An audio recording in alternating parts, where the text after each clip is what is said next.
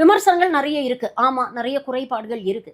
ஆனா நெறைய விஷயங்கள் வந்து ரொம்ப மேலோட்டமாக, ரொம்ப ஒரு அரசியல் காரணங்களுக்காக ஒரு காழ்ப்புணர்ச்சியோட ஒரு அரசு மேல குற்றம் சொல்லணும். திமுக நம்மளுடைய டார்கெட்.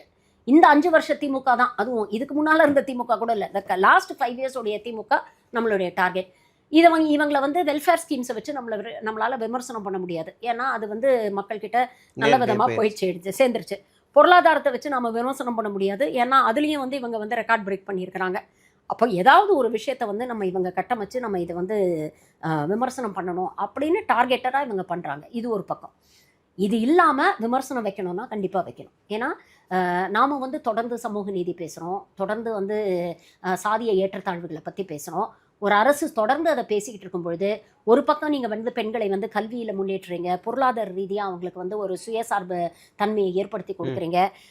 தமிழ்நாட்டைச் சேர்ந்த எத்தனையோ பெண்கள் வந்து ரெக்கார்ட்ஸ பிரேக் பண்ணிட்டு இருக்கிறாங்க. இதெல்லாம் நம்ம பார்க்குறோம். அப்படிப்பட்ட பெண்களுடைய பாதுகாப்பை உறுதி செய்ய வேண்டியதும் இந்த அரசாங்கத்துடைய கடமை. அங்க ஏதோ ஒரு இடத்துல லேக் ஆகுதுன்னா, அது என்ன அப்படிங்கிறத கண்டுபிடிச்சு, கடுமையான நடவடிக்கைய வந்து சம்மந்தப்பட்ட அதிகாரிகள் மீது எடுக்கணும்.